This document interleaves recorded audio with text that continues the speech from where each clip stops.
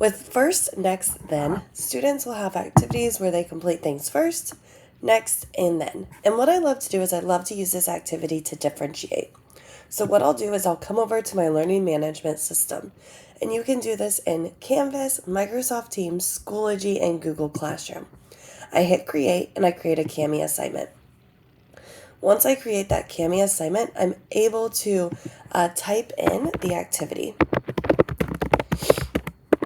I can add directions, but because it's going to be differentiated, I usually leave this blank. Then I come over to my Google Drive, find that activity, and hit select. I'm going to make a copy for all of my students.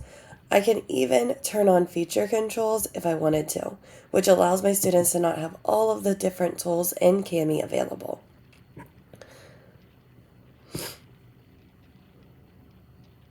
Once I've assigned it, I'm able to open up the class view.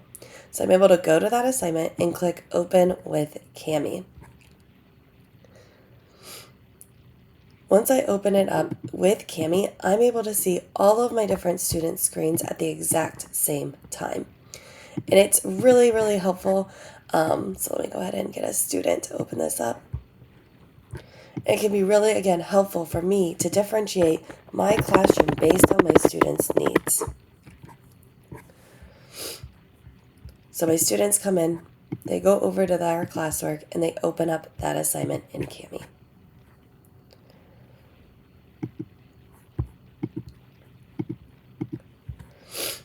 And then I'm able to open up Class View. I can get to there by clicking Open with Kami from my teacher's screen.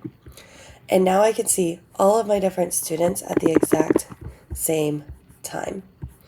And what I'm able to do with this activity is I'm able to come in with my annotation bank and I can grab pre-recorded directions or activities that I want my students to work on.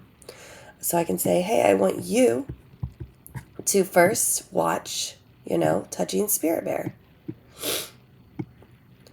The next activity that I want the student to do is maybe to complete, the world map or something like that, right? I can say complete the worksheet.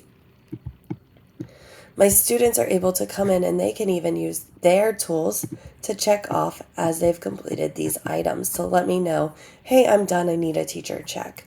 And again, I can come in, provide different resources based on what my students need in my classroom to support their learning. I can even audio or video record directions that again are individualized based on what my students need. And then I can save those to my annotation banks so I can grab those same instructions or graphics or resources for my different students. And again, it allows me to check in on my students and allow them to work at their own pace on these different activities that they need to do. So for example, student August needs to work on their writing, and so here's their editor checklist.